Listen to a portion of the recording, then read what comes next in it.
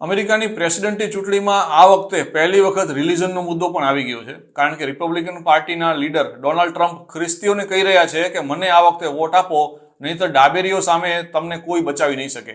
તેમણે કહ્યું છે કે આ વખતે મને વોટ આપીને જીતાડી દો, હું જીતી જઈશ તો બધું એટલું જોરદાર કરી દઈશ કે આવતી વખતે ચૂંટણીમાં તમારે વોટ આપવા બહાર જ નહીં નીકળવું પડે. અમેરિકા જેવા દેશમાં વોટિંગ માટે ધર્મનો સહારો લેવામાં આવે તેવું કદાચ પહેલી વખત જોવામાં આવ્યું છે. ટ્રમ્પ કહે છે કે આ વખતે તમે મને જીતાડી દેશો તો પછી આવતી ચૂંટણીમાં વોટ કરવાની જરૂર જ નહીં પડે. તેના કારણે સોશિયલ મીડિયા ઉપર એક ચર્ચા શરૂ થઈ ગઈ છે. ઘણા લોકો કહે છે કે ટ્રમ્પની આ વાત સાબિતી છે કે 2024ની ચૂંટણી અમેરિકાની છેલ્લી ચૂંટણી હશે, કારણ કે ટ્રમ્પ ડિક્ટેટર જેવું વલણ ધરાવે છે અને જો તેઓ જીતી જશે તો તેઓ ડિક્ટેટર જેવા બની જશે.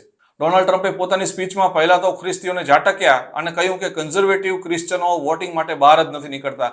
ત્યાર પછી તેમણે કહ્યું કે બસ આ વખતે મારી ફેવરમાં વોટ આપો, ત્યાર પછી તમારે આવતા 4 વર્ષ પછી વોટ આપવા બહાર આવવાની જરૂર નહીં પડે. ડોનાલ્ડ ટ્રમ્પ અને કમલા હેરિસ વચ્ચે મુકાબલો રોમાંચક બનવા જઈ રહ્યો છે અને ટ્રમ્પ જ્યારે ચૂંટણી પ્રચાર કરે ત્યારે તેઓ પોતાના હરીફો માટે કોઈ દયા નથી રાખતા, તે વાત બધા જાણે છે. શનિવારે એક ઇવેન્ટમાં તેમણે કહ્યું કે ક્રિશ્ચન લોકોને મારી અપીલ છે કે બહાર આવો અને વોટ કરો, ત્યાં તમારે પછી કોઈ તકલીફ નહીં પડે, માત્ર 4 વર્ષ આપો, હું બધું ફિક્સ કરી દઈશ. ટ્રમ્પે પોતાના ભૂતકાળમાં રાજકારણમાં આવતા પહેલા ક્યારેય આવી રીતે ધર્મ પ્રત્યે આટલો પ્રેમ નથી દેખાડ્યો. તેમણે કહ્યું કે આઈ લવ યુ, હું પણ ખ્રિસ્તી છું, હું તમારા માટે 4 વર્ષમાં બધું બરાબર કરી દઈશ. ટ્રમ્પે લગભગ 1 કલાક સુધી સ્પીચ આપી અને પછી આ વાત કરી હતી, જેમાં તેમણે કહ્યું કે ડાબેરીઓ તમારા માટે ખતરો બની શકે છે એમ છે અને હું તમને બચાવી લઈશ. અગાઉની સ્પીચમાં તેમણે કહ્યું હતું કે ક્રિશ્ચન લોકો તો વોટ જ નથી કરતા, તે બહુ ખરાબ બાબત છે. હવે અમેરિકામાં એવી ચર્ચા શરૂ થઈ ગઈ છે કે શું ટ્રમ્પે એવા અણસાર આપી દીધા છે કે તેઓ લોકશાહી વિરોધી છે?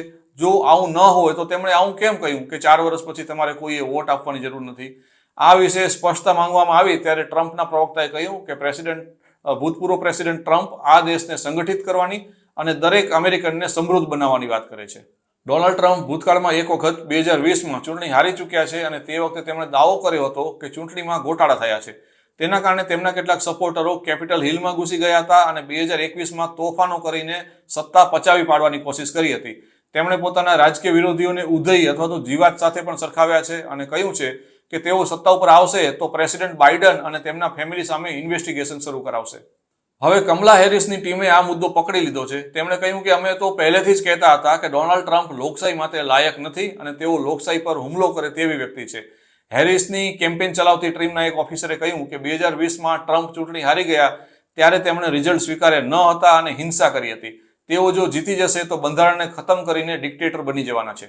ડોનાલ્ડ ટ્રમ્પ અત્યારે પ્રોજેક્ટ 25 ઉપર કામ કરી રહ્યા છે અને જેના કારણે ઘણા લોકો ચોંકી ઉઠ્યા છે, કારણ કે પ્રોજેક્ટ 25માં કેટલીક બાબતો એવી છે જે વિવાદાસ્પદ છે.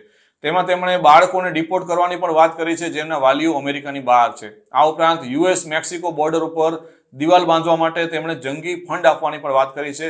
અઝાઇલમ સીકર માટે ફી લાગુ કરવામાં આવશે અને આખી પ્રોસેસને ઝડપી બનાવવા માટે પ્રીમિયમ ફી વસૂલવાની પણ તેમણે વાત કરેલી છે.